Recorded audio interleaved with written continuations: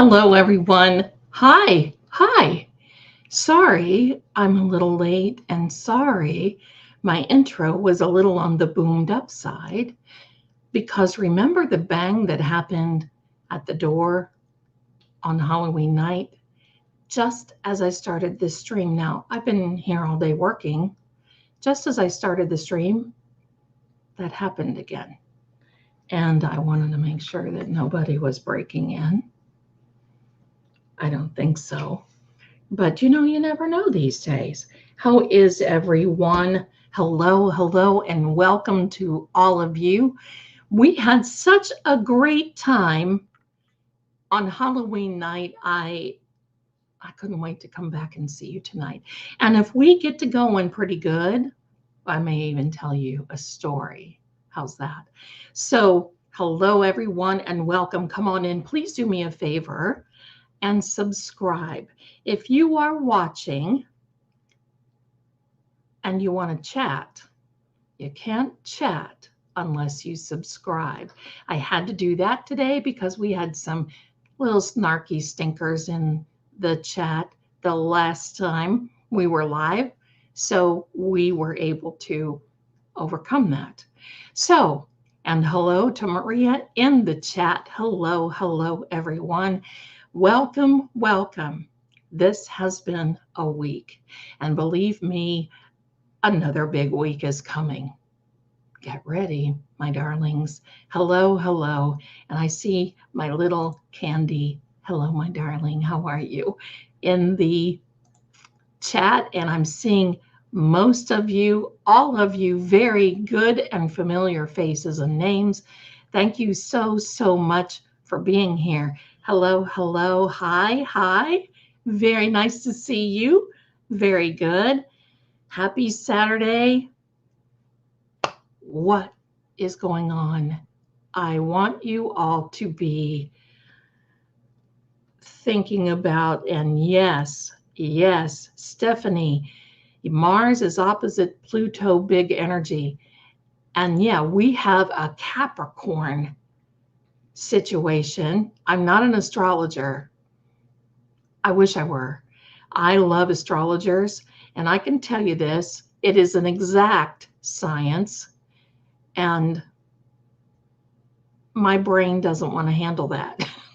But I will tell you that there is I know Stephanie is, and bless you, my goodness, thank you. There is a Capricornian thing that is happening, and we're not going to see it again for another 33 years, I think. So when it happens, we'll still be here streaming. But that is a big deal because I think that was the same aspect that happened during the independence. What is that called? Oh my gosh, my brain is like, I can't even think. Anyway, I think you all know what I'm doing.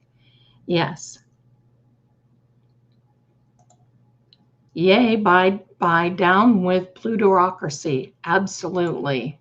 Go, goodbye. But now we have a Mercury retrograde that is coming up this month. And I think technically November 26th at 2:30 something or other in the morning UK time. This is going to be a real stinker, I think, personally, based on some readings that I've had. But we have a shadow period that's going to start on the 7th, almost a whole entire 3 weeks before the retrograde actually starts. So we may have some miscommunications. We may have computers going down. We may have things lost. So we're getting ready to get into that, okay? So, and hello, everybody. Welcome. Come on in. Oh my gosh. Let me erase. I think that the retrograde is starting on me already. So, my darlings, this has been a week. And I got to get started with our girl, Karen Reed. I have to laugh because I'm reading in other people's chats, and I had another people, forgive me, another person say in someone else's chat today, and I just chuckled because they were like, we will be so glad when this Karen Reed is over. Yeah, so will we. All right, Stephanie's got a comment here. Pluto returned for the USA ending sign based aspect when Pluto finally leaves Capricorn for good November 20th. For those of you who don't know, I just want you to do this and say bravo. Bravo. There. Thank you very much, Stephanie, for chiming in and help us with that understanding. Thank you. So, Karen Reed. Now, as predicted, Karen Reed had a week, didn't she? She had a week. But I got to bring up a little something that I think is really delicious. And we've not really talked about it. Well, we couldn't talk about it. Hello. But we didn't talk about it. But I want to just mention it right now. Karen Reed won her motion. I'm going to say she won. I think she won. It was a big win. That they cannot depose her or take depositions from her. So that is preserving her Fifth Amendment right. However, she can depose or take depositions from the other side. The bad actors. Everybody and anybody, bring them on. Now, what can that mean? The delicious part that I really love about this is that, she's going to do it. They're gearing up. Believe me, they are going to do it. We're going to just start seeing all this happen. And what else? What's the delicious part? They're going to have to, most of them now are lawyered up, but now this is going to start costing them money. Karma served. Amen, Auntie Bibi. Karma served on a plate. Warm, wonderful, and very chewy. And I'm going to tell you, that lawyer from Paul O'Keefe, I'm telling you, when you come out and you're a professional, supposed to be, and you say that you hate a particular person, see how unprofessional can you get? I mean, how much can you scrape the bottom of the barrel for someone like that? That, we are all supposed to be presumed innocent until proven guilty. As far as I'm concerned, the CW has not proven anything. In fact, in the last Karen Reed trial, Karen, if you're in here, pardon me, darling. In the last Karen Reed trial, they paid more attention to the texts from Miss Jennifer than they did for whatever was going on with Karen, who was really on trial. That was what I was always questioning. If they didn't think that Auntie Jen and Auntie and Uncle Brian didn't have anything to do with it, and Higgy Baby, why were they so engrossed in their text messages and trying to prove that they were not? Well, I know that there is a third-party culprit defense that she's got going on. Absolutely okay. But what really did they bring forward for Karen? We learned how many high top tables were at the waterfall, and we learned this and that and the other thing. And I still don't believe that Chris Albert walked home. Don't believe that. Sorry, Chris. If you're in here, that's my opinion. Sorry. So there's some stinky things that have been going on that. And you know what, my darling Indigo, they need to remember all their different stories. Oh, yeah, because they've lied so much. And when you're taking depositions or giving a deposition, what is wrong with me tonight? Can't spit those words out. When you're taking depositions, it's different than with a criminal case. You've got to answer. So that means, what really did you do with those phones? What really was that, those deleted calls and all those I don't know about you, but I have a little iPhone here. I've actually tried butt dialing. Seriously. Did my own little experiment. I actually tried butt dialing. It's impossible to butt dial. And plus, they think we're stupid, right?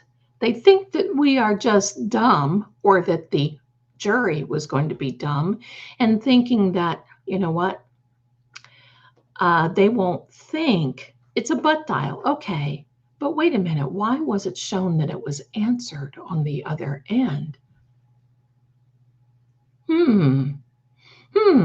Now that is suspicious. So why is all that happening? So I still do not see that Karen will have a trial on January 27th. She may have one later. It may take a little while before the Supreme Court. They have the oral arguments November 6th. It may take a little bit for them to decide. And they may say, well, we really need to really work this through. We may not get any type of anything until December, but I think we will, because they want to get this over and done with. And I'm just going to say, I think we will hear before the 15th of November, and I hope so, because on the 15th of November, we have a full moon on top of all this other planetary conundrums that are happening. I think that we can do, oh, wait a minute, TD, here we go. They are going to go to the Supremes. Ooh, baby, baby love, my baby love, my baby love, ooh, my baby, at the Supreme Courts. Yes, thank you, TD. The Supremes, they're going to do that, and I think that we will hear before the 15th of November. Otherwise, we're going to be pushing the envelope. Now, another thing, you can't convince me that hanky-panky, in my opinion, and before we go further, I just want to say I'm not a lawyer, I'm not a doctor, I'm not law enforcement. I am a card reader, psychic clairvoyant, and I just do these little prediction type things. That's just me. It's my opinion, and I'm here just to entertain you. So, yes, before the Mercury retrograde, absolutely. The Mercury refrigerator, yeah, I heard somebody say that the other day. Here we go. So here we go. Auntie BB, Zelda, don't we have more participants in the PO, that's Paul O'Keefe, deposition, like Peggy, Paul, etc., right? Yeah, yes. They're going to climb at him and get them all. So that's Peggy, Paul, Father O'Keefe, maybe even Kayla, I think that is her name. That's the young lady. Then we have all the bad actors. Line them up. And do you know how long that's going to take? They're going to be so mad. And I got to tell you what this is going to do. Because there's an old saying, an enemy's enemy is an enemy's friend. And Karen has turned the table on this because now they're going to be looking at Paul and royally PO'd. And I can say that because they're going to be thinking, pardon me, Paul, you so-and-so, why didn't you let that go? He could have let it go until January to see where this is all headed. But he's got an aggressive lawyer, and they are being very aggressive and not so smarty pants. And so, sorry, I just had to look at my phone. I know it's rude, sorry. So this is all going to backfire on them. And when they get them into these depositions and they start taking these long time, and I got to tell you something, Alan Jackson and David Yannetti are going to sit there and they're just going to answer them questions. And they're going to make sure, because they keep coming out and saying, oh, Karen is full of the brown stuff. She's not going to be getting these.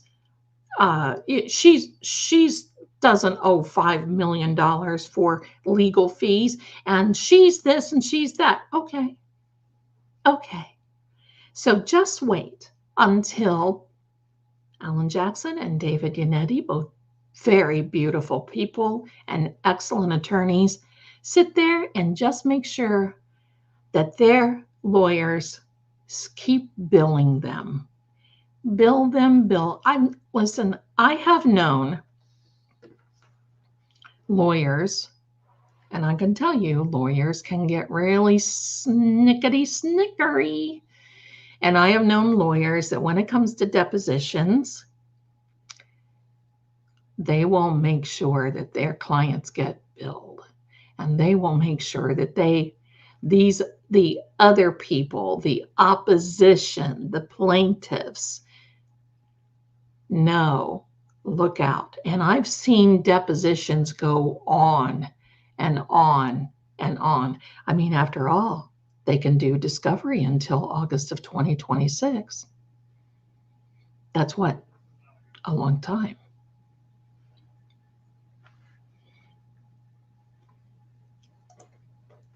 Lynn says, I don't get Peggy and Paul, but I got my thoughts. I'm going to tell you what I think, in my own opinion, about Peggy and Paul.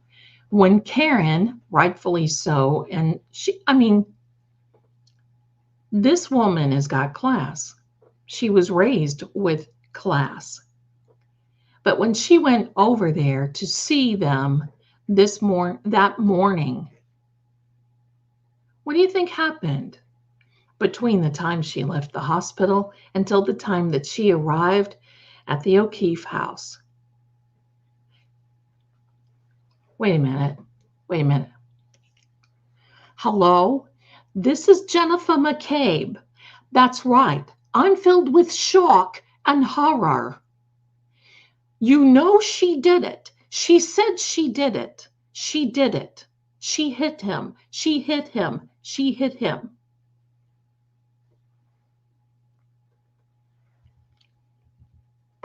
You know that's what happened. She's running that big pie hole. She's got to get something fixed down here. It's not mean to say whatever. Yeah. Now, I want to tell you something else. And everybody in here can get mad at me. And if I deserve it, I'm a big girl. I can take it. But I've never seen an area drink so daggone much in my life. I'm not kidding. Now, they're not going to blame it. Listen, I'm Irish Italian. They're not going to convince me, oh, it's a heritage thing. Oh, it's a culture thing. No, it's a drunk thing. It's an alcoholic thing. It's a thing where you have to make sure that you have that drink because that is your crutch. Maybe because you've been doing things you shouldn't be doing, and that's the only thing that is legal that helps you forget it. However, comma, you drink to the point where it's illegal and you still drive. Now, did anyone watch? I think you did because I see a lot of you that were in the chat with Attorney Melanie. How many people love her? Attorney Melanie and the Glare Will, and they were reading the entire text between Karen and Officer John O'Keefe that they did not put into, because of Auntie Bev, they did not put into the trial.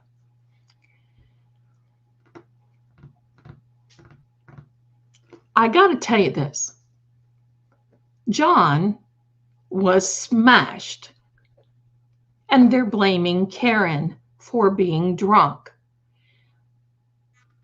The blood alcohol level that was in that man's body, how did he even walk from the Lexus to the side door? It's no wonder that he was John. And I honestly, by looking at the waterfall tape, there was a few little gestures there that I have to question from John to Uncle Brian and Higgy Baby. You can be mad at me. I understand. I love you all. And that is just my little thought process. But I'm going to tell you something. I talk to clients all the time, pardon me. I talk to clients all the time that are just like Karen, insecure in the relationship because their partner doesn't give them anything to hold on to. She was the giver in the relationship, and he's basically saying, leave me alone, leave me alone, leave me alone. And then when she said, well, I've got a plumber coming over. Oh, is he hot? Now I'm going to tell you something. But see, I'm old enough and I've been around the block. I would have said, John, not only is he hot, he is very scorching. So if you would prefer to be with me over the plumber, I would suggest that you lose the attitude and you be a little nice, or you'll be going out by yourself tonight. And I'm not so sure, my darlings, but I got to say this too. Did he all of a sudden have this change of mind? Now, I don't mean to talk about it. He's deceased, but hello, the truth is the truth. We've got his text. Did he change his mind just because he wanted a ride and he didn't want to hop in his car and skip on down the road? So he knew he could depend on Karen because Karen kept saying, what are we doing? I've been in relationships. How many in the chat? Hello. Can I just take a little poll? How many of you in the chat have been in a relationship where you feel that you were the one that was doing everything you could to make the relationship work, and yet the more you did, the less you got in return?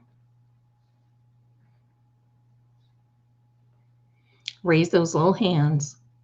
So we know how that is. We're not talking about anybody. We are recognizing a situation based on fact.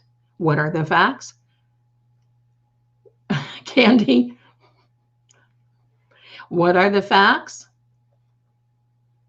The facts are the text messages that we not only saw, but we heard Will, the Glarer, and attorney Melanie Little narrate for us.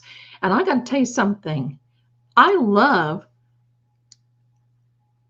the fact that Will was in did that and participated. And it just wasn't this one where one person is reading. Not, believe me, I love Attorney Melanie. She's fantastic as far as I'm concerned.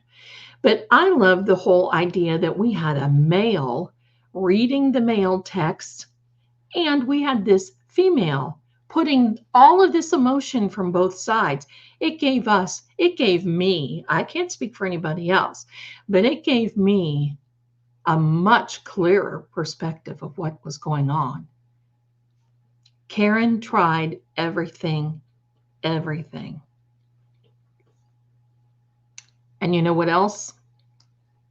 It's been told that she actually saw, I think you all saw that, John kissing that chick in Aruba. Now, I would be pretty lit. But Karen was that good old hanger-oner. She's that country song because she's kind and she wants to give everybody the benefit of a doubt. So she wanted it to work. She loved John. They were together for quite some time.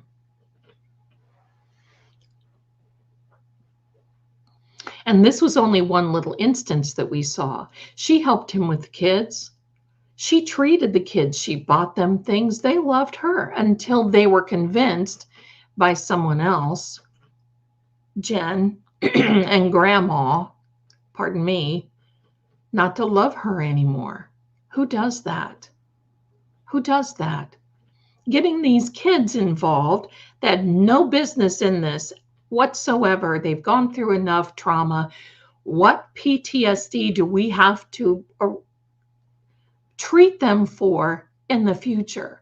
They not only lost their mother, they lost their dad in a very short period of time, and then they lose their uncle who was their guardian. Karen felt that. She felt that. She wanted to step in and actually help John with that. And he was a little hard on her. He was a little hard on her, you know. And I just have to say that, John, if you can, maybe you'll hit my door again, whatever. But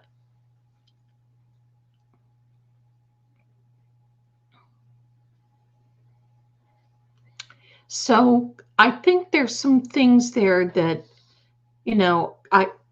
I think John was a wonderful man.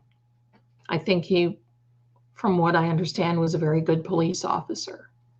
I think he had a very good heart, and I think that he had big shoulders, meaning that when someone needed something, he was the first one there.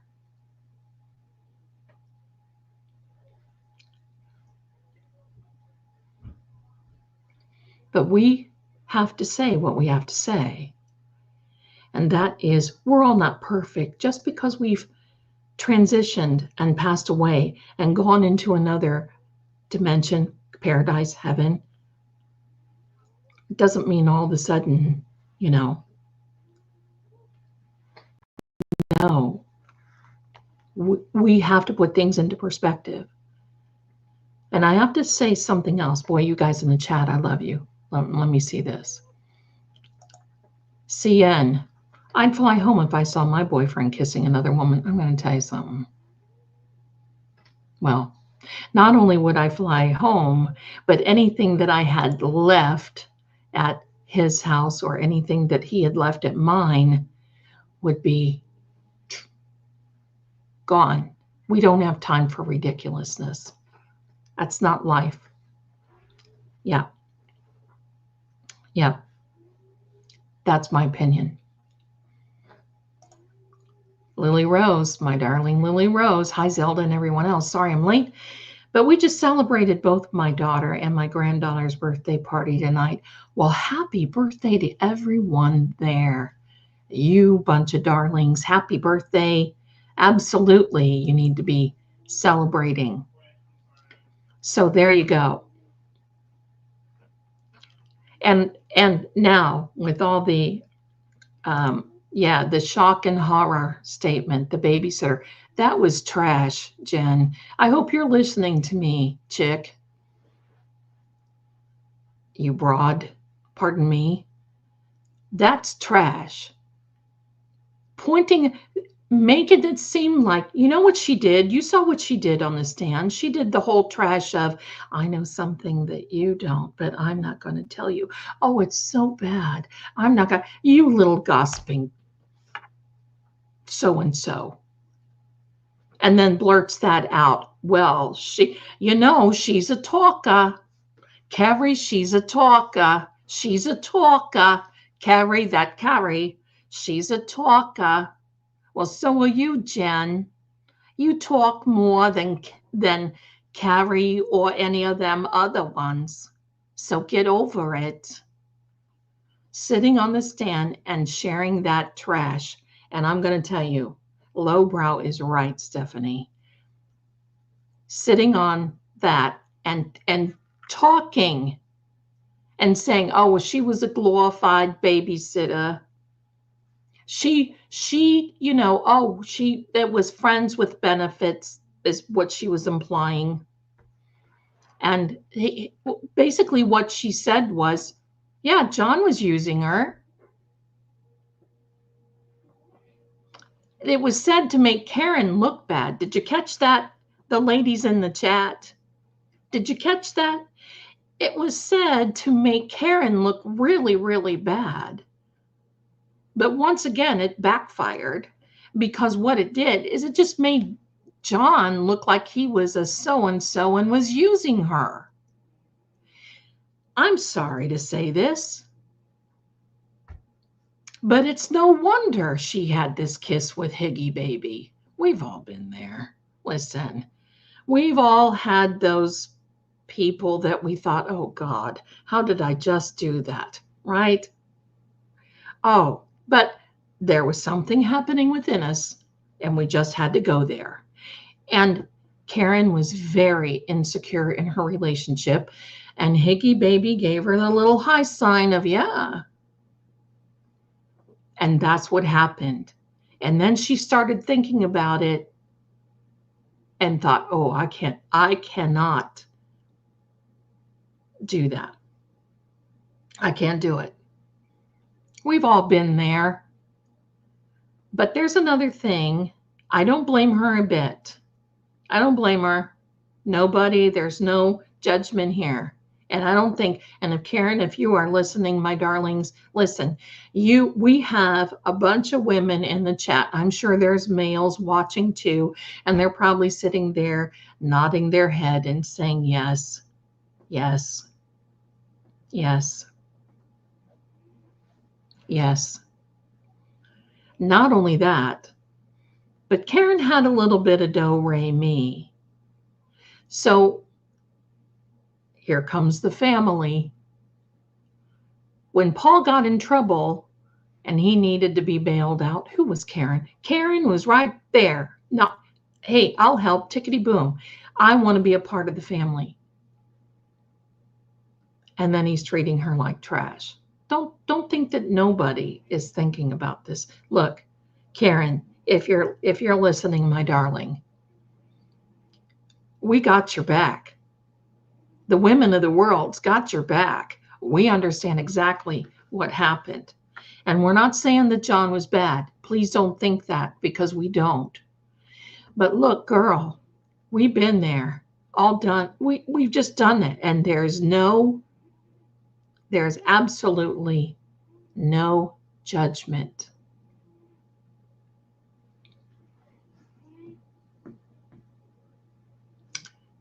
And I'm going to tell you what else. I understand. Remember the voicemails, and don't put this in the chat. Okay, I'm going to ask you to please do me this. The word that she was screaming in the voicemails, John, you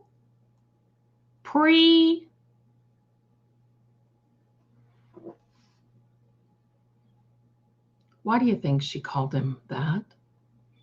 Why do you think that? Be careful. Don't put it in there. I know you know what I'm saying. I say pre-V It's a preveet. Got me? I just had to like little pig Latin type thing. Why do you think she said that? I'll tell you why.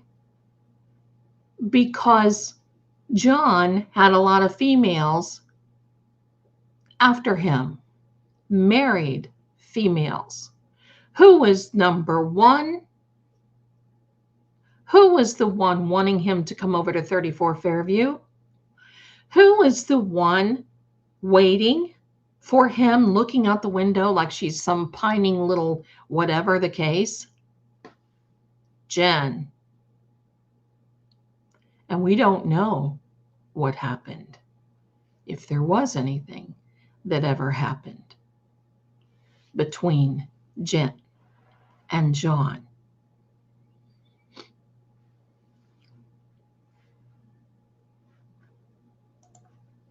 I'm not going to read that out loud, but yes, 100%.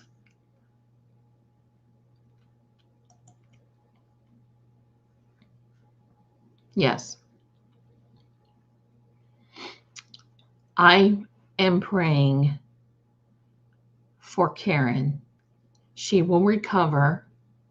She will find a wonderful gentleman, but I'm going to tell you, after this trauma and drama, it will be a long time. This will be one woman that will have to get treated for PTSD. This has messed with her mind. And I want to address one other thing, but Jen's got, or Jerry, I'm sorry, I'm saying Jen so much. Pardon me. I didn't mean to cuss at you and call you Jen. Jerry, all the women were sniffing around John. Oh, honey, they had their radar out there for him. And, you know, he kind of liked it, or he would have shut it down. Shocking, shocking, Zelda, shocking. You know, it takes two, and sometimes you just got to shut that down. We don't know. I was going to say something and I forgot it. So I know it will resurface. Let me see what all you are saying here in the chat. A sunflower day. Oh, I love that. I do believe John did not know Karen's worth. Either did Karen. I hope she knows her value now. I think you are very right. And I think that statement is financially and worth as a person. He got a good one when he got Karen. We have Lynn saying trauma and drama, PTSD, because I've been through it and it's understood. Listen, what she endured, that is this mental stuff. And I got to tell you something. I think that she was afraid of the McAlberts. She saw right through them. She saw right through them. And I think that she was very concerned. But she had class. Even when she said, I'm not invited, I'm not going to go into that house. I would have done the same thing. But can you imagine? I've said that from the beginning. If Karen would have gone in that house, what would have happened? We can only speculate. We'll never know. But I can tell you, I do not believe. Well, I mean, think about it. Think about this. Someone said in another stream the other night that I was watching, what if Karen would have gotten out of her SUV, went up and knocked on the door, and they didn't go to the door? What if? I'm sure they probably would have ended up calling the cops on her. I'm sure they would have, she would have said that, what's going on? Where is John? What's happening? And they don't like that kind of thing. They don't want to be questioned. You know the old saying, ask me no questions. I'll tell you no lies. That's right. CN says because she didn't know where he was or who he was with. That's right. And it shocked and it scared her. Now I remember what I was going to say. Thank you very, very much for jogging my little memory.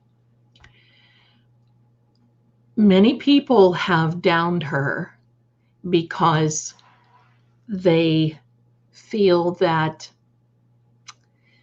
she hasn't been crying, or that she was looking at those autopsy photos in the trial with just a blank look on her face, or that she hasn't shed tears like they feel that she should. You know, like this nutcase that dated John 126 years ago, and she's all boomed up about that, supposing. Come on, chick, you've got better things to do. I want you to know, and thank you. Stephanie is making my point, and that is she hadn't had a chance to grieve. She's in survival mode. That's absolutely right. And I can bet you when this is all over, Karen will probably go away for a little bit and have a good cry for about 2 or 3 weeks. Because right now, I mean, I've been there. How many of you here have been in a position where it is hurt so bad you can't cry? You try to push it. You try to think of something so horrible, and yet you can't do it. You can't. I've been in situations before where I was just like a statue, like stone, because you have to pull it together. You have to pull it together. As my grandmother would say, you all would love my grandmother, but as my grandmother would say, now is not the time to be female. Because, you know, we have this idea that a woman cannot be that strong, and that, you know, she needs to be a femme fatale. Well, she is, but daggone, this is an educated woman, and she's been wronged. Do you expect her to sit back? Because here's the opposite side of the fence. If I were being talked about, you can't tell me that the McAlberts don't get on all of these streams and see what's going on, see the thumbnails, see the pictures, see the content, see Twitter, see X, see every platform that you are on. There is something, and even in print and on the news. Don't you think, because, you know, there are people coming out and saying, why isn't Karen saying it? Well, hello, if these people, don't you think if I were being wrongly accused, if I were Auntie Jen and somebody pointed the finger at me and I was going viral, oh, I would have a press conference. I would come out like a house of fire. I would be a bulldog. You can't just cower. Now, in all fairness, I'm going to say this. There are some that are saying, why doesn't, you know, the feds are already involved. Why doesn't Karen just come out and say what she's supposed to say? Because I'll tell you why. She has lawyers. And if you don't want to listen to your lawyer, then you may as well just hang it up. She's got lawyers. That's my opinion only. And if those lawyers are telling, you can say this, you can say that, you can say this, and you can say that. If they ask you, give them an interview. You can say this and you can say that. But to just stand and to have some type of something, like, let's just say a platform like this, to have this and to sit there and start talking, ooh, I would be very frightened. Because, you know, there are others listening.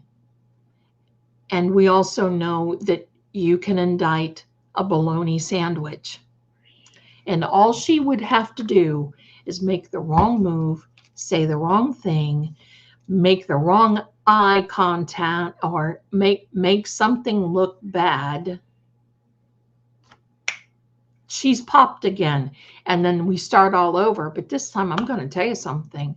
If she were to go and her bond is broken, or she does something that's not supposed to be right, my darlings, she won't get out. She won't get out. I want you to know, when you are in that system, when you are in the system, it is very hard to get out. Look, Turtle Boy is a very strong man, and that was difficult for him. Look at Richard Allen and the Delphi case. You need to do everything that you can to not say something. What these interviews that she's been giving have been calculated. They have been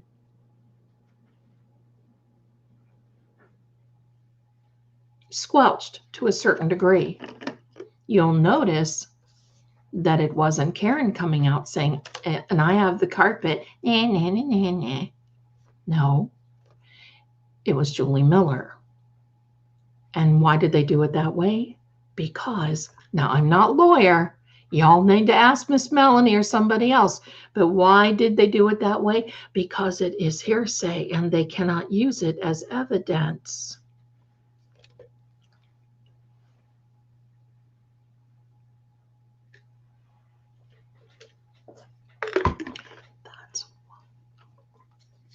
And you know what? I'm glad the feds are along and they're in here, but I'm going to tell you, the feds aren't in here to protect Karen.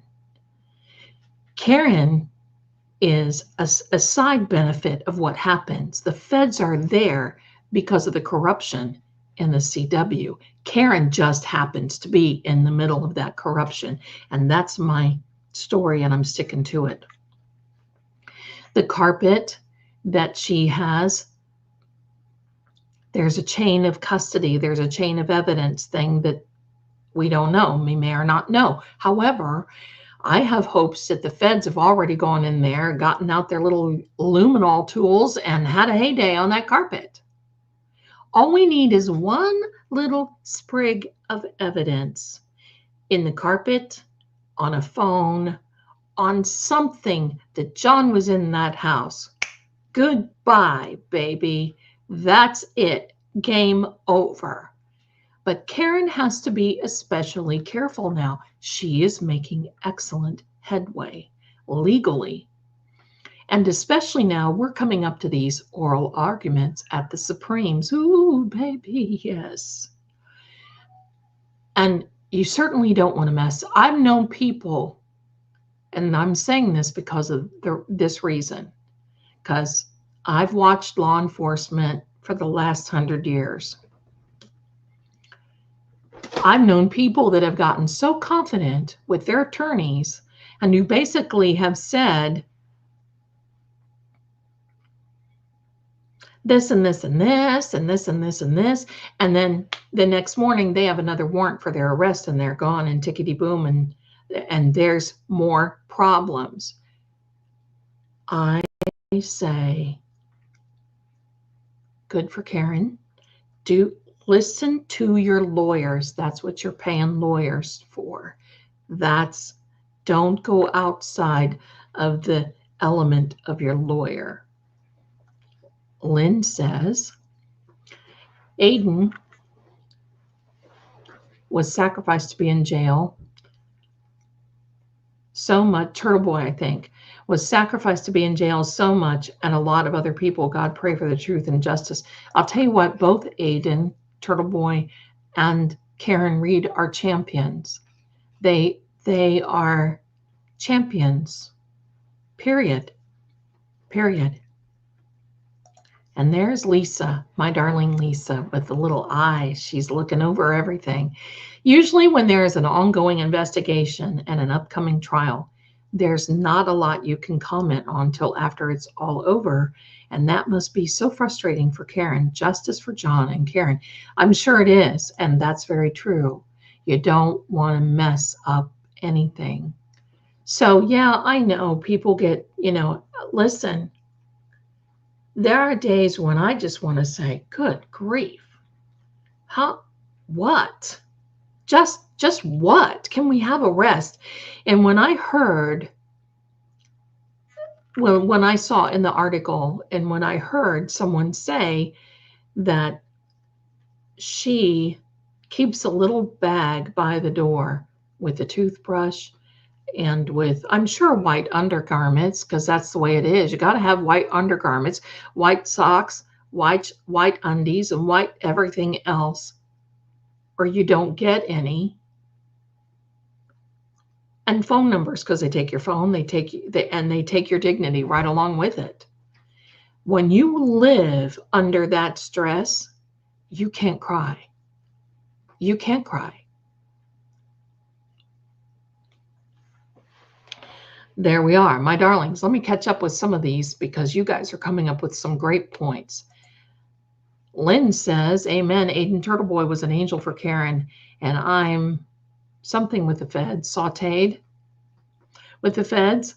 FBI probably got the carpet, and I'm darn sure someone has in the neighborhood camera, ring cam. Oh, they all, I'm serious. 31 Fairview with the ring camera. Oh, it was working that day. I want you to know, if this were any of us and we said we butt dialed, my camera wasn't working that day, this happened, that happened, there would be a space dug under the jail, so we could not get out. That's the way it is. Auntie BB. And that's why Chloe disappeared. Because like us, dogs have different dental claw impressions. If they could have gotten Chloe, AJ could have matched the impression up on the arm and bingo. Absolutely. And they knew this right from the beginning. Swap out suspects, bury the evidence.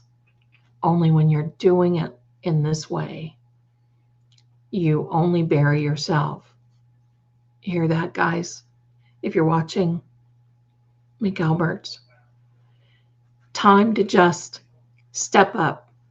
Because I'm sure that these people are now, with these depositions that Karen's attorneys are going to be able to take, I am positive now that they're going to maybe start talking pleas. But I'm also going to say that I've heard that Jennifer McCabe's attorney does not give plea deals. He fights it or he dumps it. So if he dumps her, we'll know what happened. We know what happened. Lynn, Zelda's so true. You got to watch out. Be prepared. Be on your cheerleader, especially if you know they going to knock on your door and take you to jail. Absolutely. They're waiting for her.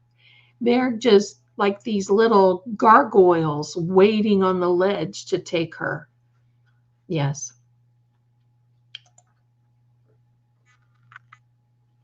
I don't know how to say your name, but that profile is just eating my heart.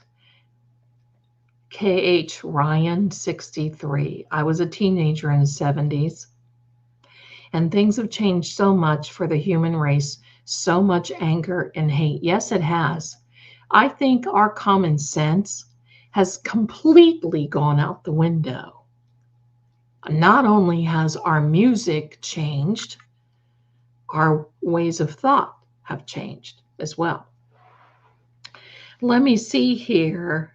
Let me see. Stephanie, my darling, I wish I could read cards as well as you, Zelda. Oh, I have tons of decks, but I still haven't mentioned the meanings and integrated them for repeat use. Well, you know what, my darling? You just keep at it. I mean, I didn't read the tarot until later in years. Now I teach both tarot and cartomancy, and that brings me to another little thing. Very soon, it could be today, it could be tomorrow, I will make an announcement. I have written a book about How to Read the Tarot. It is very concise. It is,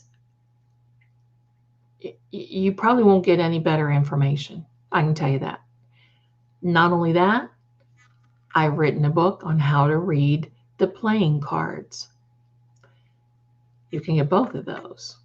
Not only that, we have tarot journals now that we're going to be offering. And there is a Seeing Crime Tarot Crime Lab Investigator Journal where you can go through and you can keep track of all the readings that I do. And it's not just, I mean, you don't even have to, you don't even have to dedicate it to me. You can use it for your own particular use. That's what would be so cool. And those will be available very soon. And yes, my dear Candy, I'm reading both now. They are very helpful. Yes, yes. So the one thing about having that tangible thing is that you'll be able to see it. Now, the other thing that I am writing is I've got a fictional piece that I am writing. I have written, and I'm going to be tweaking it, editing it, and uploading it. And it is sort of kind of fictional based on fact. And it is about a gentleman back in the early 1700s that went to sea on a mission that was a doomsday mission. They did not tell the crew what cargo they were carrying. They were going to an island, I won't mention where. And during the trip, some things emerged from the cargo and it wiped out almost all of the crew. And it is very intense and good and wonderful. And I'm going to just leave it at that. And when it's available, I'll put it up there. All right. And yes, Lily Rose, yes. Not just one, many. All right. So here we go. Thank you so much for that. All right. So yes, DNA in that pool of, yes, of John's and yes. And what did they find? Pig DNA on him? What? Whatever. I mean, come on, you people. Lily, this is so impressive, Zelda. I know it. Yes, I've been writing for a long time. And I decided that I wanted to write again. And what I'm going to do is try to compose all of these stories that we talked about Halloween night and more.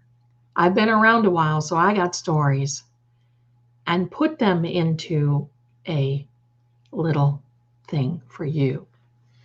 So there we go. All right. Lynette, how are you? Hi. Jen McLawyer dumped her about a month ago. Really? Oh, I did not know that. And thank you for that information. His name was Redding, and it was Redding's girlfriend who got in trouble, and it was Hanky Panky. They had a connection. I think Hank represented Redding's girlfriend.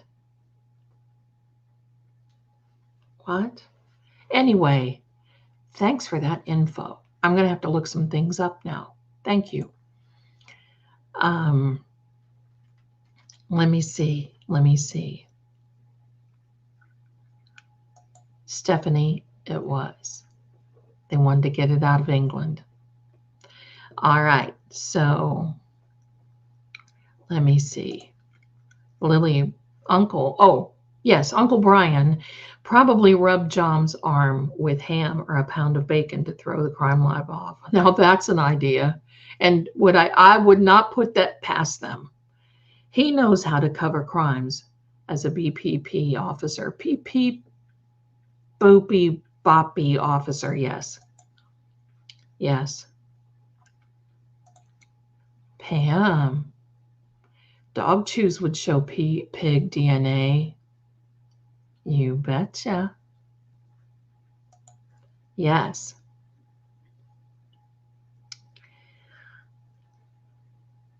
Ah, yes, my darlings. Yes, yes. So that is what is going on. Laura. Hi, Laura. Jen was represented by Reddington. She is friends with his daughter. Oh my God.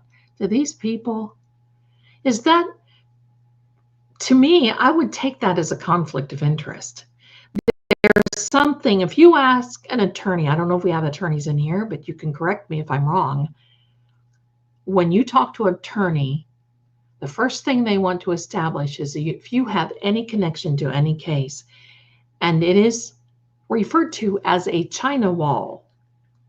They want to build a China wall because they know this type of stuff can jump up and bite you in the little hiney.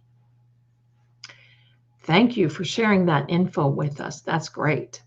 So yes, yes. Amazing. Isn't it amazing? They all know each other. They all know everyone else. Now, I want to do something, and I beg you to just I want to take just a little break, and I want to show you something that is going to be coming out. And here we go. I hope I can do it right. Listen, StreamYard, and that's why I have this little logo here, because I'm not going to pay for StreamYard when they leave messages and say, I'm sorry, we can't do this, and I'm sorry, we can't do that, and I'm sorry, we can't do this. Why? No. So I hope that it acts right. And here we go. Let me know how you like it. Do 80% of people feel something is missing in their lives? Because they haven't tapped into the hidden wisdom within. Dive into the mystical world of psychic insights and discover the secrets waiting just for you. With our personalized psychic readings, you can gain clarity, find guidance, and connect with the energies that shape your destiny. For just $4.95, enjoy a 10-minute phone reading that will leave you feeling enlightened and inspired. Or chat with an advisor and get $20 off your first session. Looking for a deeper connection? Premier Psychic Zelda Kelly offers personalized video readings starting at just $25. She'll tap into your unique vibration, offering insights and advice tailored just for you. Don't wait for the stars to align. Take control of your future today. The universe is speaking. Are you ready to listen? Click the link and start your journey towards enlightenment. Embrace the magic within. Thank you, everyone. That is the new commercial coming out for True Oracle Tarot Psychics. That is the psychic line that I work on. And if you want to come on over, check after the stream, check out the link in my description, and you can read my bio, you can read all that good stuff. And there you go. So thanks so much for viewing that with us. That is a debut of this commercial coming out. All right. Laura and Aiden and Reddington get on quite well. He's privately said good things about Aiden and joked he wanted to help him on his case. Well, wouldn't that be wonderful? Now, my dear, darling hippie chick, peace to you, my darling. Reddington represent. That's right. Thanks for the update correction and the tweaking. Reddington represented Whitey Bulger's vulgar girlfriend, the hider. That's right. They are all so connected, aren't they? I remember hearing about him back in the day. He was a real blinger. There you go. There you go. So, the other thing that concerns me, oh, first of all, I want to give you the update on the Menendez brothers. The Menendez brothers have a resentencing, I believe, in December. I think it's either the 11th or the 12th. It may change as far as I know. The Menendez brothers, a lawyer, and his name escapes me, so I know that all of you will put that in the chat, has now asked the DA to resentence the Menendez brothers for involuntary manslaughter. That would mean that they would get time served and be out. What I don't like is the fact that they wanted to get them resentenced before Thanksgiving because they were worried about their one aunt who is 93 years old. So let's hope that they can work everything out. They also have, well, that's what I heard was December, but they also, the Menendez brothers, I look at them as boys. I don't know if any of you think that. I remembered watching that trial and feeling just so disgusted for on their behalf and for them, because you sort of kind of knew what was going on behind the scenes. And back then, it was just so taboo. It was pathetic. And I look at them and I think, oh, these boys are going to be, and these are middle-aged men now. It's amazing. They've spent the majority of their life on the inside. Do I agree with what they did? No. But I do know that they were having, there were some reasons, and I can't judge, so I'm not going to. But the involuntary manslaughter, and also they have this new evidence, which is the habeas evidence that they're coming out with, of them being part of S-Aid. So, and we're not going to say that in the chat either. They've suffered enough. That's right, Lily. They've suffered enough. Now look, if they were in prison and they were gang leaders and beating people up, I would say, oh, I think they need a little bit more time. But they embraced the time. And I think in this particular situation, they probably felt safer in some regard, right? They feel confined, they feel safe to a certain degree, and they were able to do what they needed to do. Now, I know, and it's a famous mobster, not a lawyer, sorry. He's a famous mobster. He was in with the Menendez brothers. He was serving, I think, 19 years, something like that. He was in when the Menendez brothers first went in. And he said they were the nicest two young men that you could ever meet, polite. And he said they were together all the time. They were, he said they were very helpful. He said for weeks they would sit down and they would talk to him about things and tell him what had happened at home, and shared a lot of different things with them.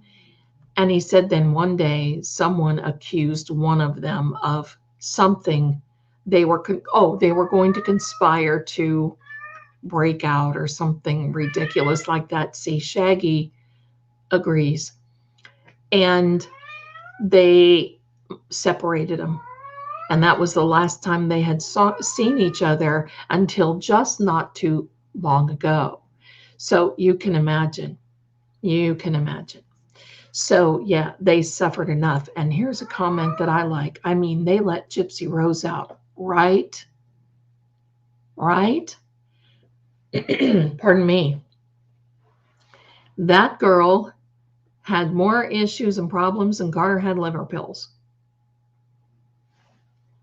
right? So, another little thing I want to tell you.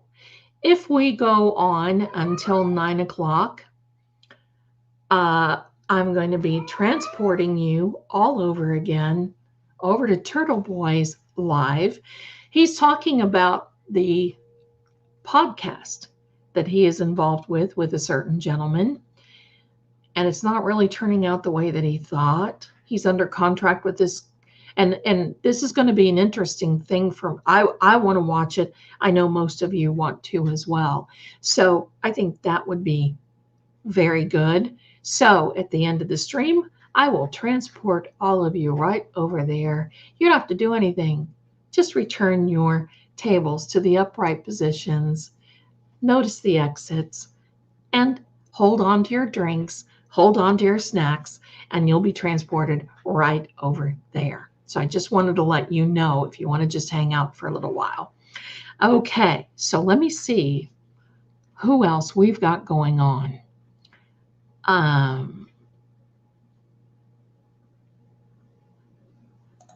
Auntie BB, yeah. I listened to the first one and I thought, oh, this is going to be so good. And the second one,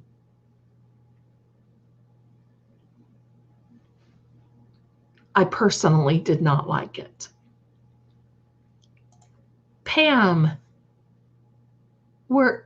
listen, my darling, it's hard to date us when we're only 25.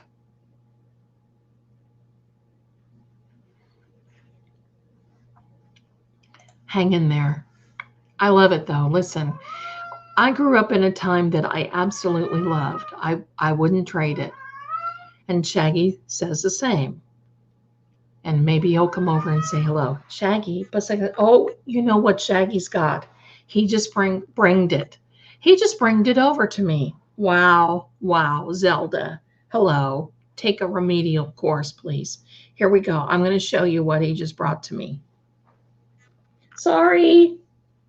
Look at what he just brought to me.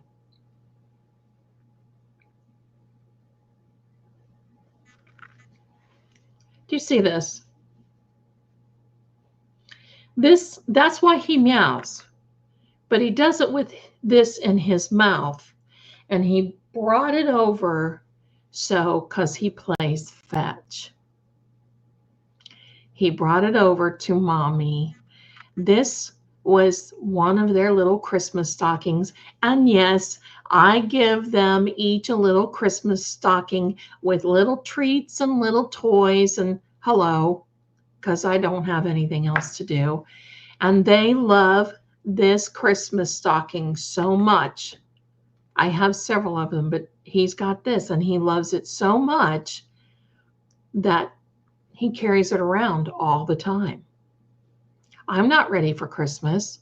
I want you to know I went into Walgreens before Halloween and they had Christmas candy out. What? Shh, Shag, he's sitting right here beside me. I'm telling you, Christmas candy, here he comes, Mommy's man. Yes, buddy, come up here. Come up here and say hello. Look at this little face. Meow in the microphone for everybody. Will you do that? Say hello. I'm here with my mommy. This is Shaggy Noodle. He's a big lover boy. His mommy's man is who he is. Oh, you might be able to hear him purring. I'm not sure. So, anyway, they had Christmas candy. Now look, first of all, I don't buy candy for one reason, and that is because I will eat it. If I buy Christmas candy, it's going to come home and be eaten. It is not, excuse me, sir. Oh, if my light goes, you need to come away from there, buddy. And so anyway, if Christmas candy happens, I will be eating it. So don't put it out at Halloween because, first of all, who saves candy for 2 months? I don't know. Ain't going to happen in my house. All right, here we are. The first two podcasts are out in, now, is that Canada or it's got to be on YouTube? Watched some of it yesterday. He was defending both sides, but so far seems more leaning toward the CW. Thank you, Pam. Thank you so much. He is a gorgeous little turd. I've got one. Oh, I said turd, pardon me. Lisa, thank you. I've got one who is his brother. You would never think that he came out of the same litter. Let me see if he's sleeping behind me. I don't know what was in Sammy's milk, but that cat is 25 pounds. Just one of them. His name is Riley, and yes, he lives the life of Riley. There you go. So, there you go. A few little banners here for each and every one of you. Please do me a favor and subscribe. Click that notification bell. Look, I want to know that DNA is on that notification bell and on the like button. Do me that favor, will you please? And also, if you want to see I dropped a video today on Patreon about this event that's coming up November 5th. You need to be in the know. And if you want to be, there's a link in the description where I dive even deeper and we look at a few other little things. So there we are now. And if you would like to get a video reading, most of you in the chat have had yours done. If you'd like to have a video reading with me, you can go to this link that's scrolling on your screen, and in the description, you'll find a link for that as well. Also, there is, let me see, let me hide this one. I'm getting ahead of myself. There is trueoracle.com, and you can slide on over there. You can see all the advisors. I'm not the only one. And you can see the advisors over there, and you can read my bio. And if you go over there and you click on a little button in my bio, you can even hear my greeting. So there you are. So thank you so much. And let me see if do I have any more? I think I have enough. And there is my Venmo and my Cash App information. So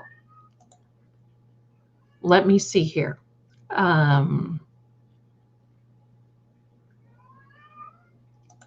Lynette says, Shaggy brings you Christmas socks. Mine bring me mice if I leave the door open. These guys would not know what to do if they got outside.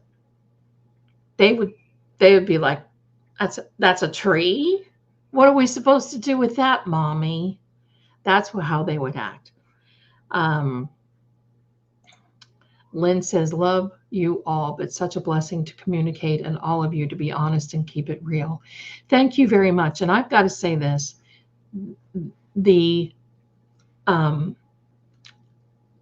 I appreciate everything being so darn classy.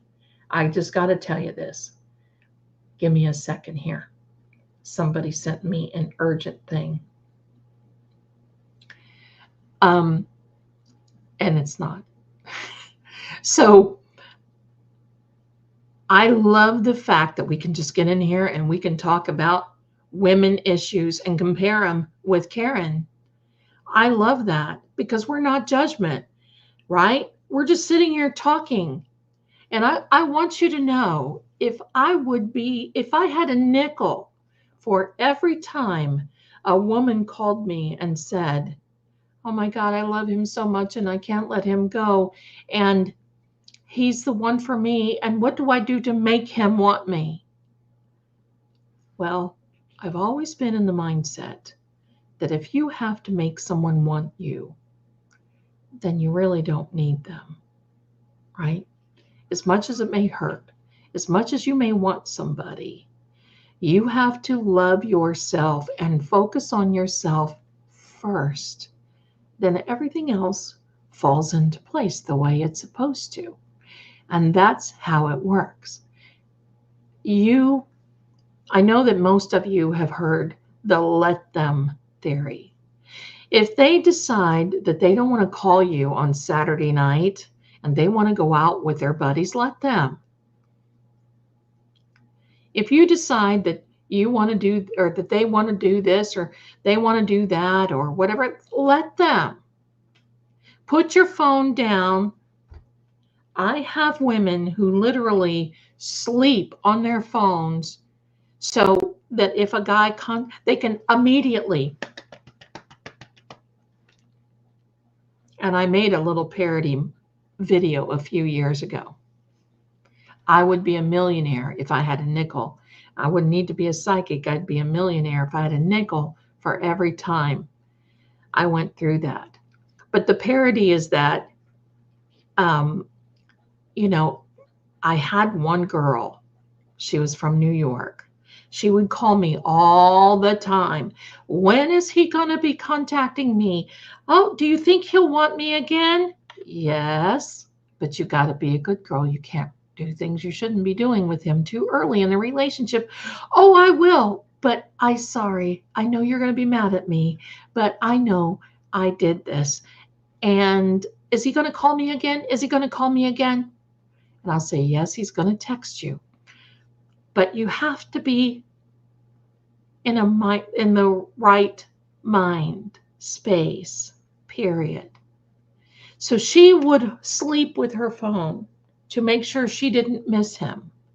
My question was always, what is there to miss? So she put all this manifesting energy, and I told her, I said, when you're manifesting a phone call, and for most of you who want to do that, I've got videos in my playlist in my channel. I told her, you've got to make sure you are specific. So this parody that I made was a very short reel, and she knew it. She gave me permission, but she knew it. And I held up my phone and I said, oh, look, he texts me. And then I burst out into the song. He texts me, and suddenly nothing is the same 'cause he touched me. He texts me, and suddenly nothing is the same. And then looks at the phone and goes, wait, what? That's it? Because that's usually what happens. You have to be specific because somebody can text you, but then it's usually not good enough. And that's why you got to focus and pay attention to you. So that way you're not pushing out your happiness, and this goes for men and women. You're not pushing out your happiness for someone who disregards you. You're not putting all your eggs in one basket for someone who doesn't give you a second thought. You have to hold your energy close and tight into you, so that way you don't ever have to think of things like that you don't have to worry about. Will somebody text me? Will somebody? You know that song, darling. You know. That's an old song too, Stephanie. How do you know that? That is a Barbra Streisand song. And I would sing it, but nobody likes that sort of thing with YouTube because click. I get in trouble And I get in trouble all the time. Believe me, I get copyright things and I have to write and say, no, no, no, this wasn't my fault. And they release them. It's a Barbra Streisand song. So there you go. Lily, thank you very much. Yes. Okay.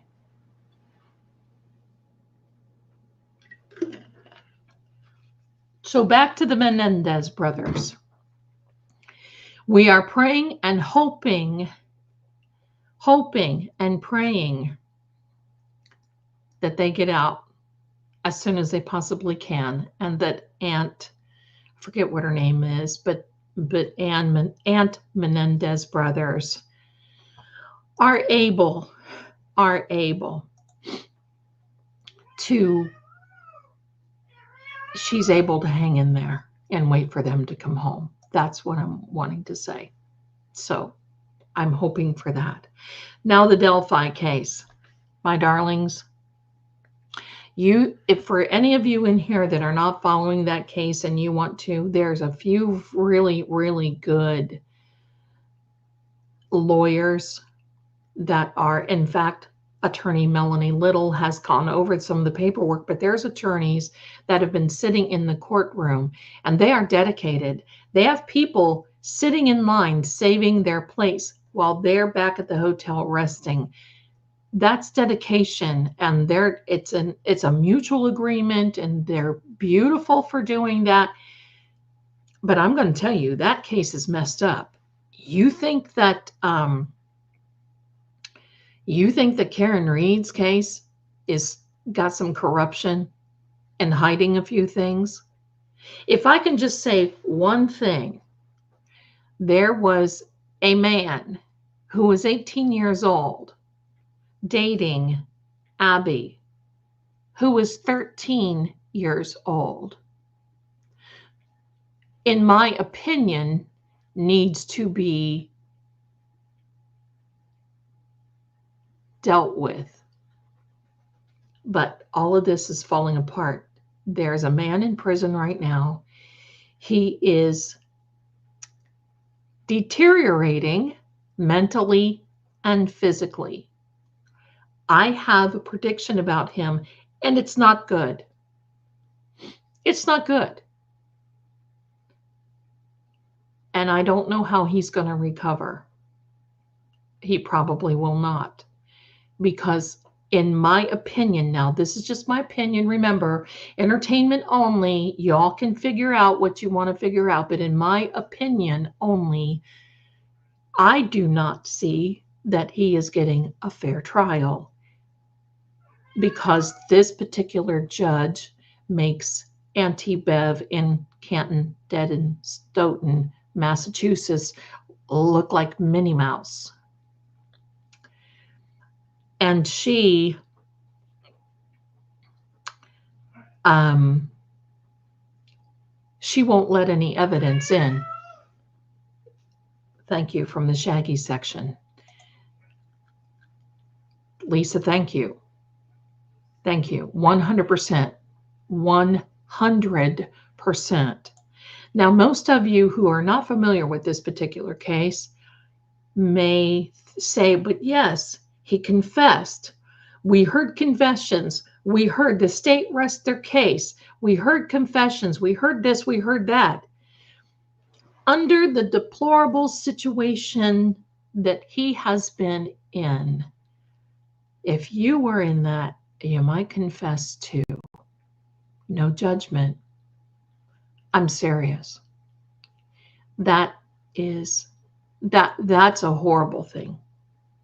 It's been horrible. I can't tell you on this channel what's been happening to him in this prison and confinement that he's been in, but he has been intimidated.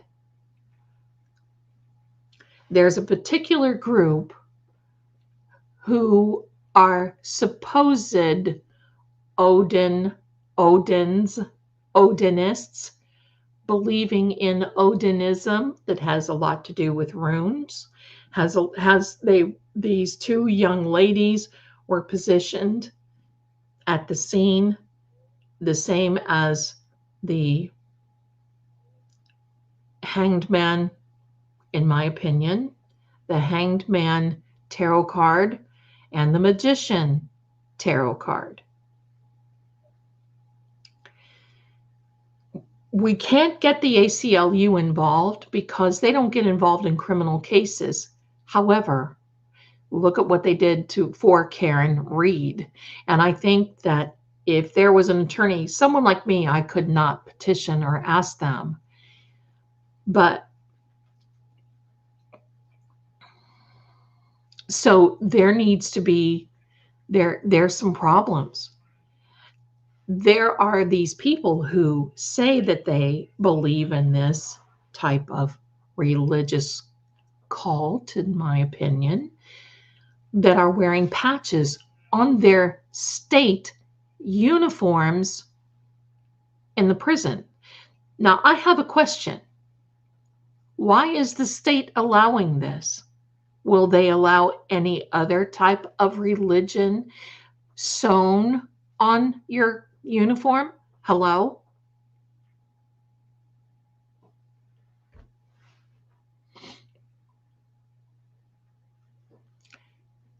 But he's been told some very horrible, ugly things off record, and he's been frightened.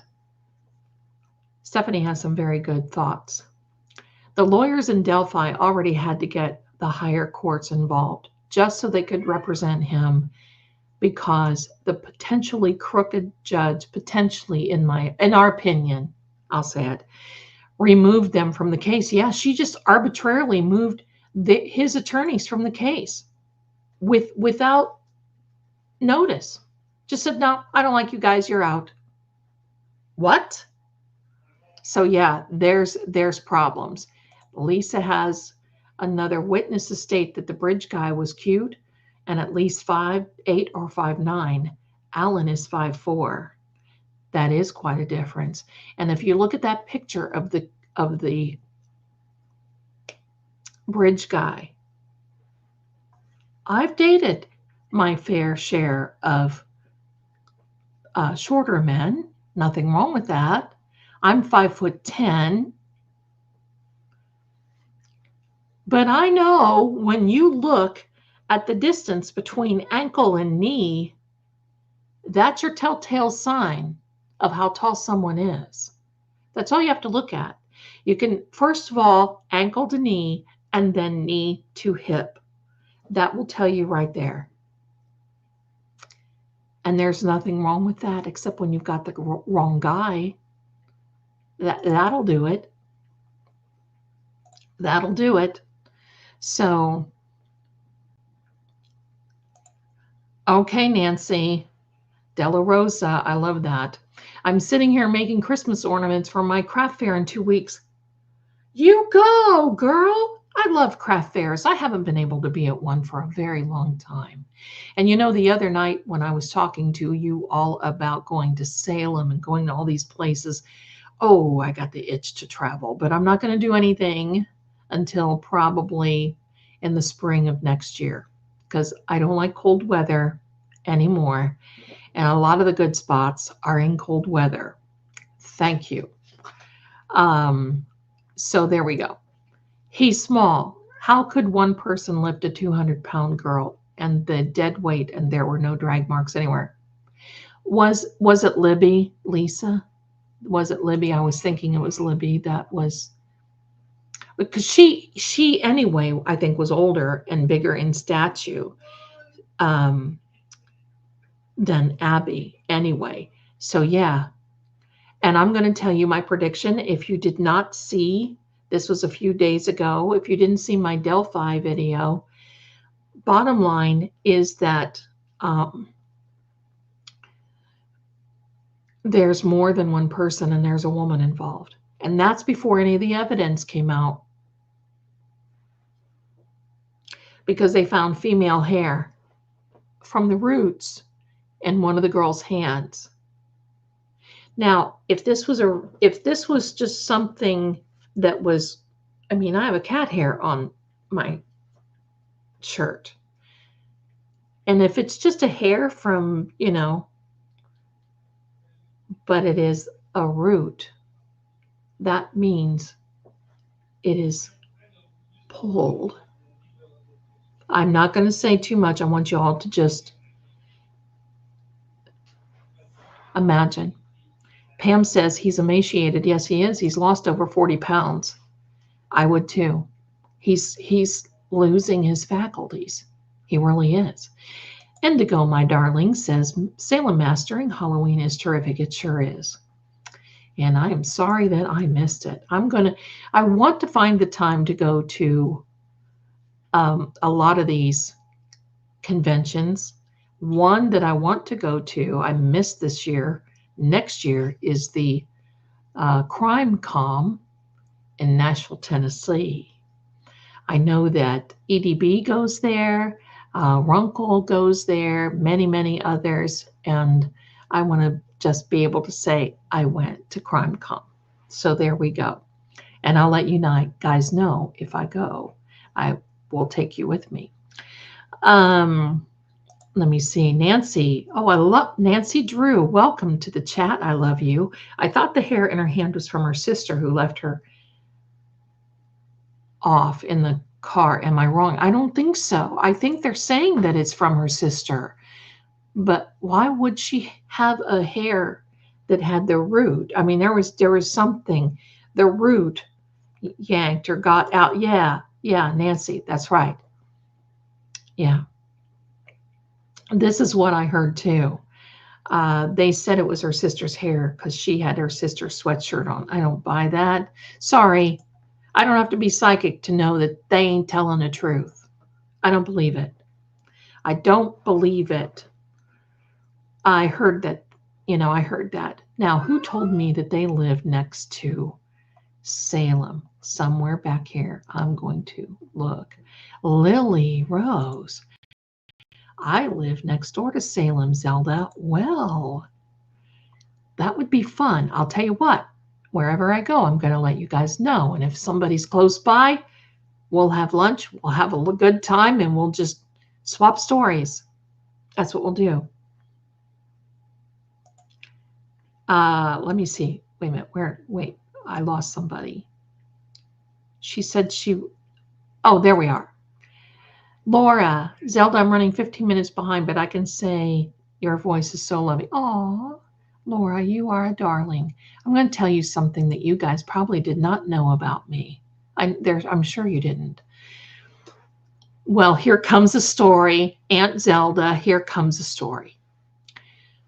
So, when I was growing up, I grew up in this farmhouse in Ohio that was a part of the Underground Railroad. And for those of you who do not know what that is, during the Civil War, people would get the slaves, they would help them escape, and they would take them north, and then they would take them on up into Canada. Well, the house that we lived in was extremely haunted, and I was in my early teens, and the music director at my high school started listening to me one day, and he said, I've got a girl that I want you to listen to.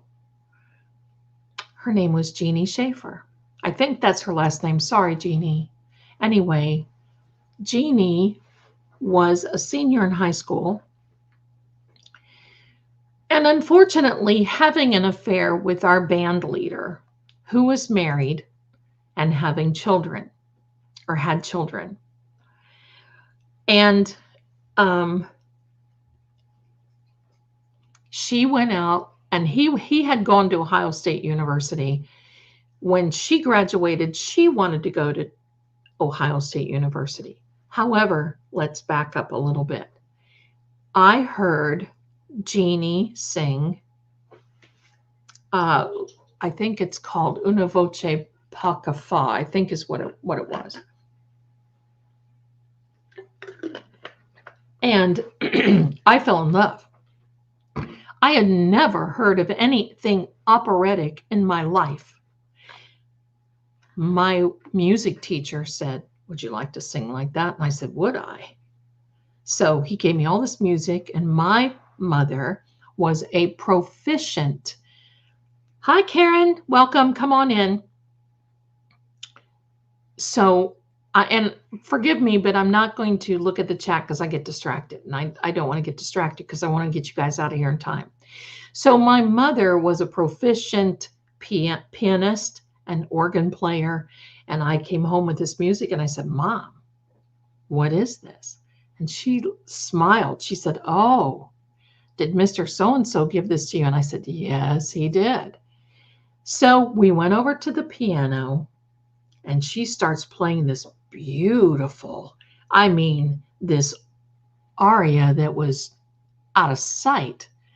And it was from Carmen. It was French. And she looked at me and she goes, you're going to have to start learning some other languages if you sing these. And I said, Mom, I'm down for it. Let's go. So I took a bunch of French classes, took a bunch of Italian classes, and I did already speak a little bit of German, but I didn't like really the German arias and the operas as well. I liked the French and the Italian ones. So those are the ones that I stuck with. And they would work with me on some of my diction and language and everything else when I went to school.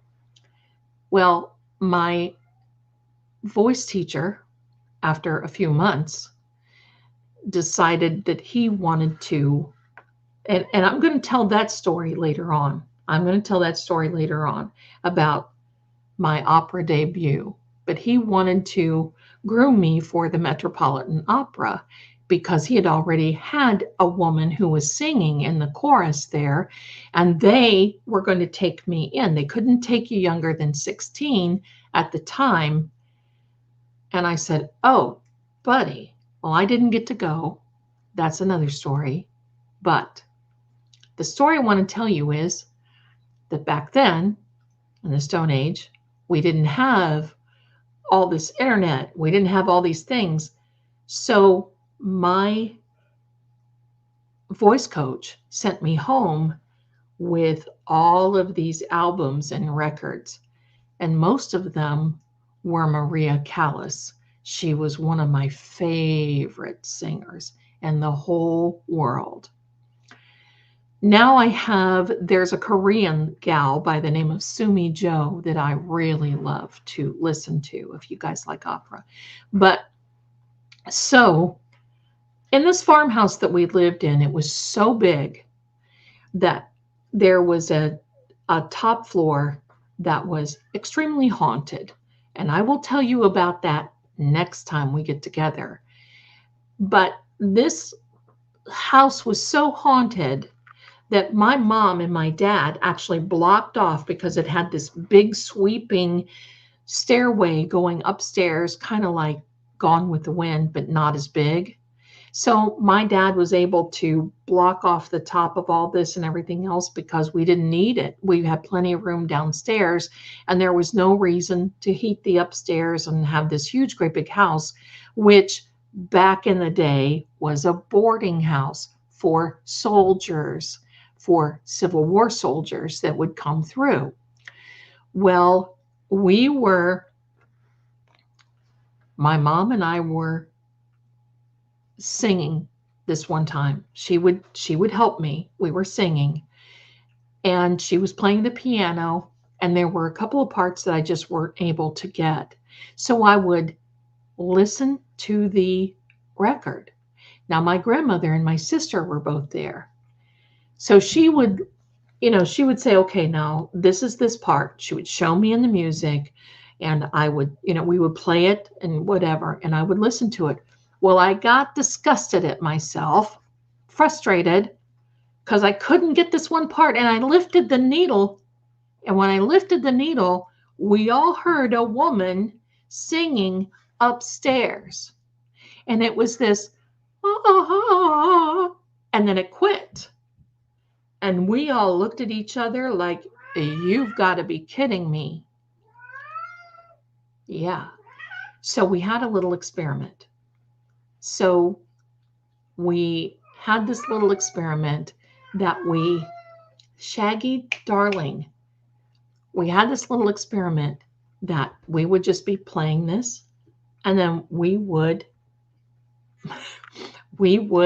lift just arbitrarily anywhere on the album, anywhere on the record. We would lift the needle, and holy mackerel, we would hear her singing over and over. It was just not one time.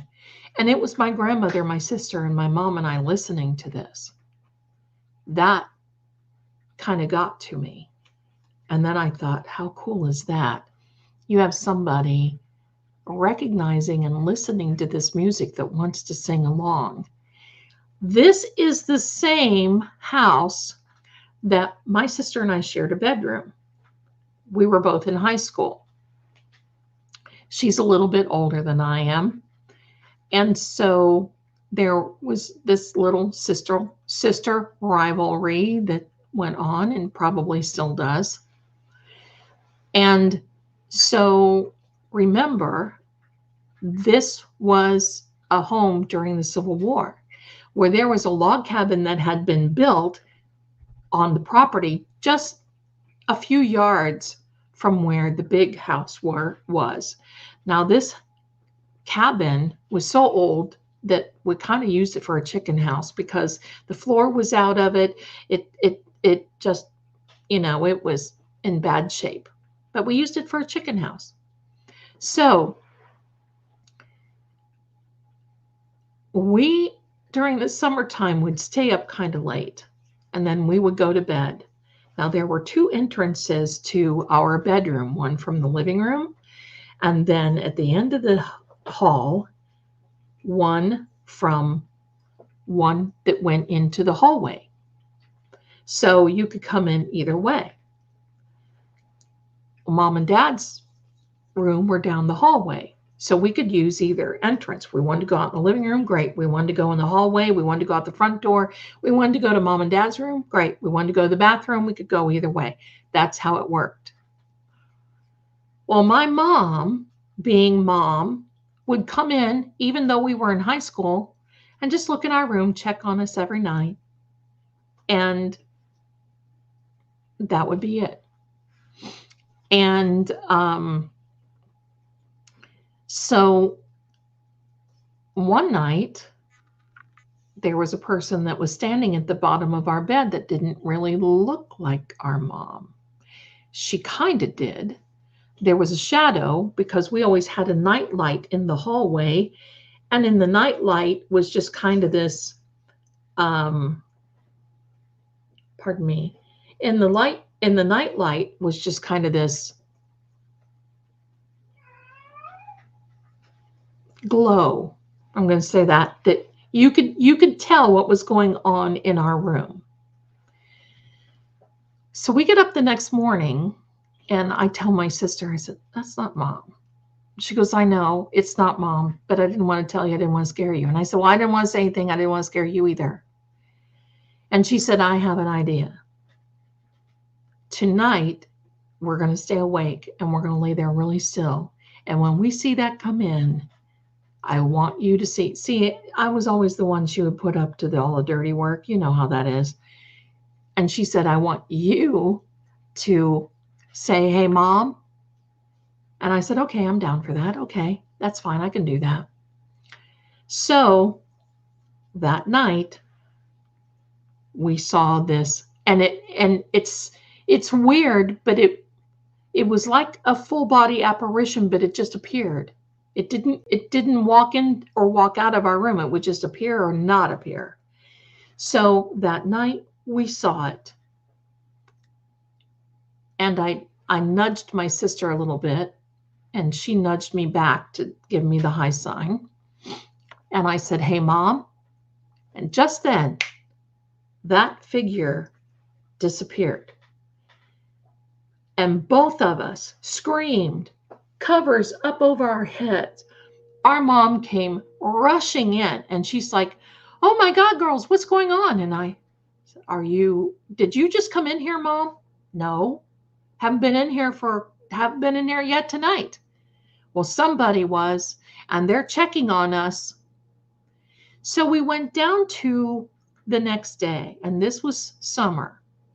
We went down the next day to my great grandparents. Now, they had a nice little area farmhouse, but they didn't no any longer farm. My great grandfather had a garden, and they were elderly then. I mean, like late 80s, something like that, mid to late. That's my grandmother's parents.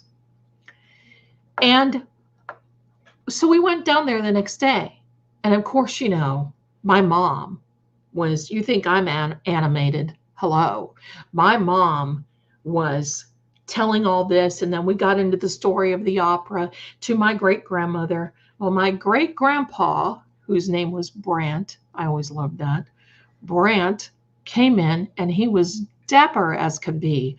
Always had to have this little hat on and suspenders, and he had these dapper shoe guards that he would wear that looked like spats is what they looked like, and he used a cane, and he was just so adorable.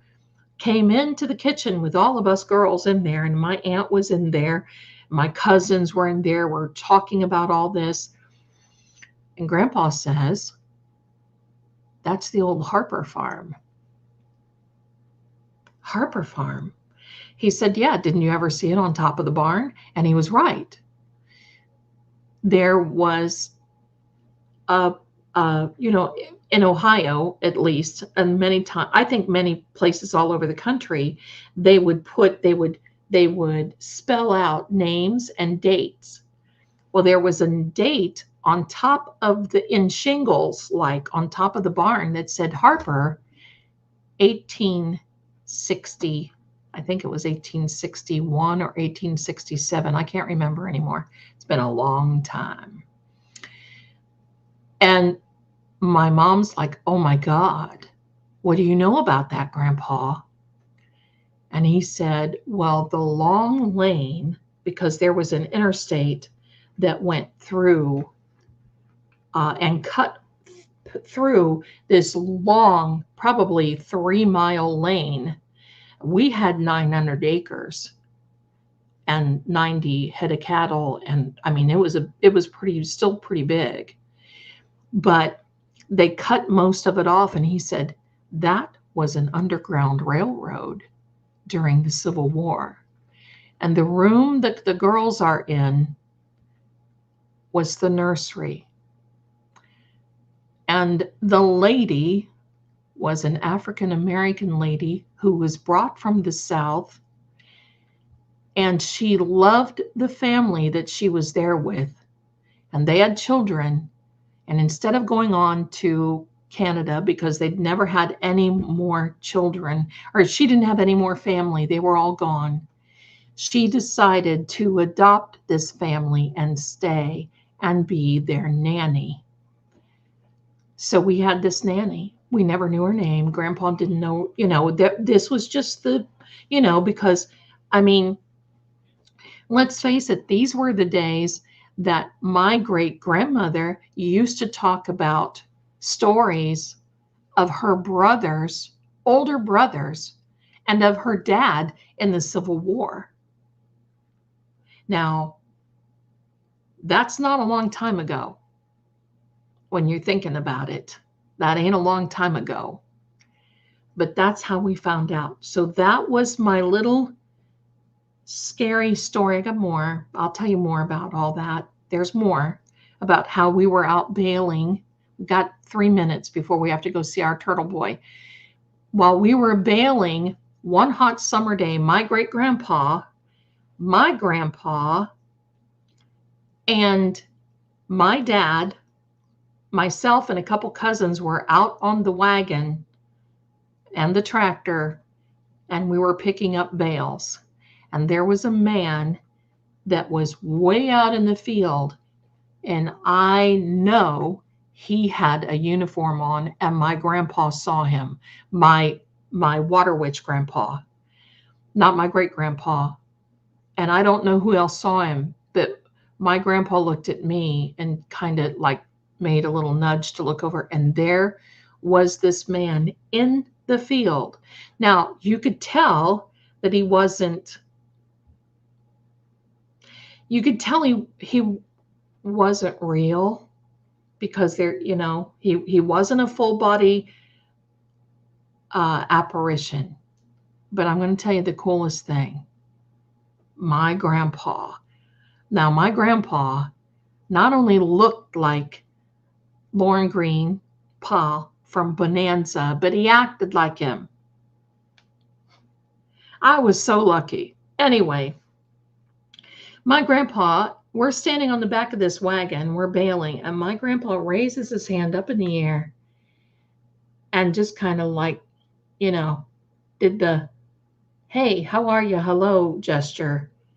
And do you know that this soldier put his hand up just like this? Just like that. He just put it up. Gives me chills just to even think about it now. Just like that.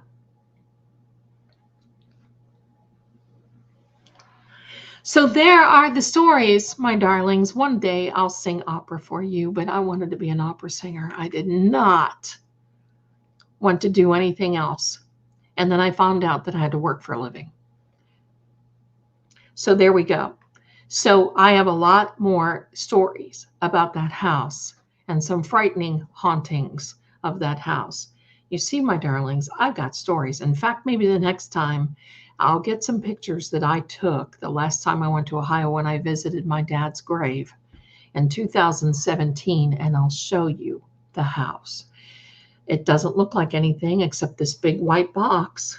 But on the inside, it was, and my mother decorated it like it was just fantasy. It was just beautiful. Oh my gosh, we've got a sticker, a super sticker. Hold on, hold on, hold on. We got to do that again. Thank you, Sharon. Thank you. Thank you. How do you like that? How do you like that? I'm going to play it one more time.